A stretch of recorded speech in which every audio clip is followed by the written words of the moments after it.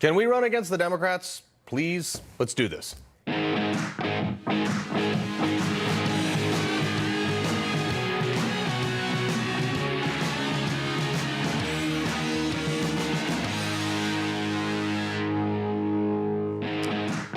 So Ron DeSantis officially launched his 2024 presidential campaign last night. Sure, the launch was a bit of a disaster, a technological nightmare, but his campaign is not and should not be underestimated. Let's objectively look at this two-man race, because that's what it is right now.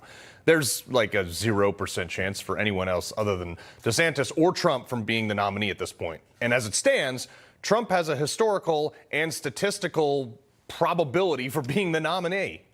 But stranger things have happened, so whatever. That said, the more people that get in this race, too, it actually does help Trump even more, because he's got a really solid base. But look, I want you to put your personal feelings aside of who you support for like the next 5 minutes at least, okay? This is my perception of the playing field. There should be no question where I've stood for the last 8 years, folks. I was in the Trump administration. But it's my job to be an independent arbiter about what I think the situation is, for better or for worse. And that, Mr. Trump, I love you, buddy, always will, but you got to stop crapping on DeSantis. People love you, but they also love him. I was in the military with DeSantis. I knew him while he was a congressman. He's not some rhino globalist. He's a good guy, and he's done a great job as governor. You even moved to his state.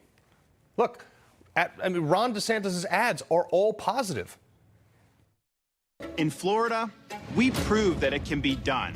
We chose facts over fear, education over indoctrination, law and order over rioting and disorder. We held the line when freedom hung in the balance. We showed that we can and must revitalize America. We need the courage to lead and the strength to win. I'm Ron DeSantis, and I'm running for president to lead our great American comeback.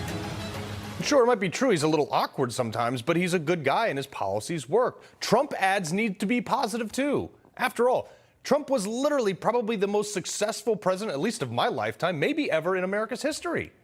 He should run on that. He has before. We have made America wealthy again. We have made America strong again. We have made America proud again. We have made America safe again. And we will make America great again. You can't argue with that. Gas was under, look at this. Trump should just write a campaign ad. Say, hey, look, guys, gas is under $2, lowest minority unemployment ever, border secure, peace in the Middle East, Russia didn't invade anything, and China was literally buying rice from the US of A. End of commercial. People want optimism. But this negative punching down is actually hurting Trump more than it's hurting DeSantis. These attack ads and these truth posts are driving up unfavorability among independents. And let's not forget about Trump's unfavorability is what drives Democrats to the polls in general. Remember, this is ultimately about a general election. Yes, Trump drove voter turnout to historic highs, more votes than any sitting president ever. But the unfavorability also turned out very angry Democrats.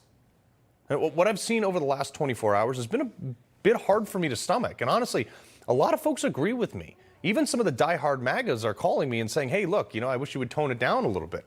Some of them are even in the inner circle of him. I know nearly everyone in Trump's orbit and those who surround him, too. I know him personally, but some of them are just telling him what they think he wants to hear, not being honest with him. Some of those people didn't do him right while he was in office.